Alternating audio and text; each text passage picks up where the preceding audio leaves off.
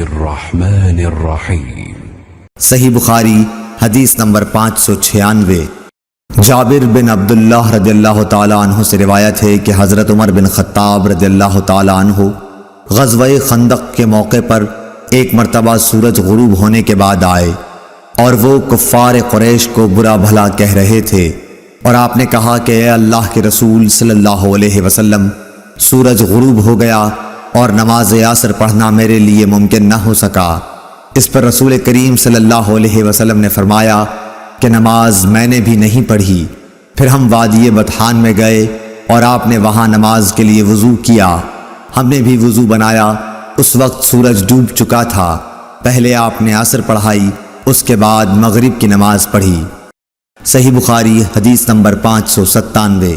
انس بن مالک رضی اللہ تعالیٰ عنہ سے روایت ہے، نبی کریم صلی اللہ علیہ وسلم نے فرمایا، اگر کوئی نماز پڑھنا بھول جائے تو جب بھی یاد آ جائے اس کو پڑھ لے، اس قضا کے سوا اور کوئی کفارہ اس کی وجہ سے نہیں ہوتا۔ اور اللہ تعالیٰ نے فرمایا کہ نماز میرے یاد آنے پر قائم کر۔ موسیٰ نے کہا کہ ہم سے حمام نے حدیث بیان کی کہ میں نے قتادہ سے سنا، وہ یوں پڑھتے تھے، نماز پڑھ میری یاد کے لیے۔ حبان بن بلال نے کہا ہم سے حمام نے بیان کیا، کہا ہم سے انس نے، انہوں نے آن حضرت صلی اللہ علیہ وسلم سے پھر ایسی ہی حدیث بیان کی۔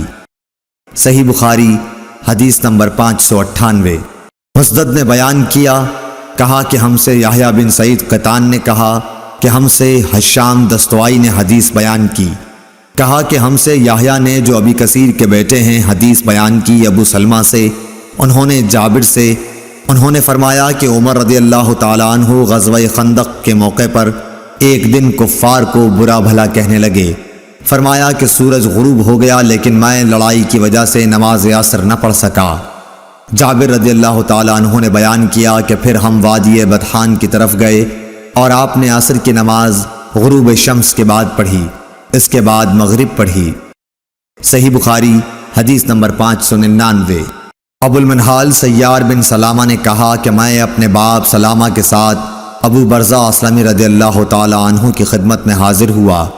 ان سے میرے والد صاحب نے پوچھا کہ رسول اللہ صلی اللہ علیہ وسلم فرض نمازیں کس طرح یعنی کن کن اوقات میں پڑھتے تھے، ہم سے اس کے بارے میں بیان فرمائیے۔ انہوں نے فرمایا کہ آپ ہجویر ظہر، جسے تم صلاۃ اولیٰ کہتے ہو، سورج ڈھلتے ہی پڑھتے تھے، اور آپ کے عصر پڑھنے کے بعد کوئی بھی شخص اپنے گھر واپس ہوتا اور وہ بھی مدینے کے سب سے آخری کنارے پر تو سورج ابھی صاف اور روشن ہوتا۔ مغرب کے بارے میں آپ نے جو کچھ بتایا مجھے یاد نہیں رہا، اور فرمایا کہ عشاء میں آپ تاخیر پسند فرماتے تھے، اس سے پہلے سونے کو اور اس کے بعد بات چیت کرنے کو پسند نہیں کرتے تھے۔ صبح کی نماز سے جب آپ فارغ ہوتے تو ہم اپنے قریب بیٹھے ہوئے دوسرے شخص کو پہچان لیتے۔ آپ صلی اللہ علیہ وسلم فجر میں 60 سے 100 تک آیتیں پڑھتے تھے۔ صحیح بخاری حدیث نمبر 600۔ عبداللہ بن صباح نے بیان کیا، کہا ہم سے ابو علی عبید اللہ حنفی نے، کہا ہم سے قراہ بن خالد سدوسی نے، انہوں نے کہا کہ ایک دن حضرت حسن بصری رضی اللہ تعالیٰ عنہ نے بڑی دیر کی اور ہم آپ کا انتظار کرتے رہے۔ جب ان کے اٹھنے کا وقت قریب ہو گیا تو آپ آئے اور بطور معذرت فرمایا کہ میرے ان پڑوسیوں نے مجھے بلا لیا تھا، اس لیے دیر ہو گئی۔ پھر بتلایا کہ انس بن مالک رضی اللہ تعالیٰ عنہ نے کہا تھا کہ ہم ایک رات نبی کریم صلی اللہ علیہ وسلم کا انتظار کرتے رہے، تقریباً آدھی رات ہو گئی تو آپ تشریف لائے، پھر ہمیں نماز پڑھائی، اس کے بعد خطبہ دیا۔ پس آپ نے فرمایا کہ دوسروں نے نماز پڑھ لی اور سو گئے، لیکن تم لوگ جب تک نماز کے انتظار میں رہے گویا نماز ہی کی حالت میں رہے ہو۔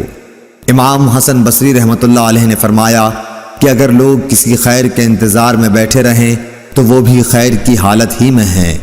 قراہ بن خالد نے کہا کہ حسن کا یہ قول بھی حضرت انس رضی اللہ تعالیٰ عنہ کی حدیث کا ہے جو انہوں نے نبی کریم صلی اللہ علیہ وسلم سے روایت کی ہے۔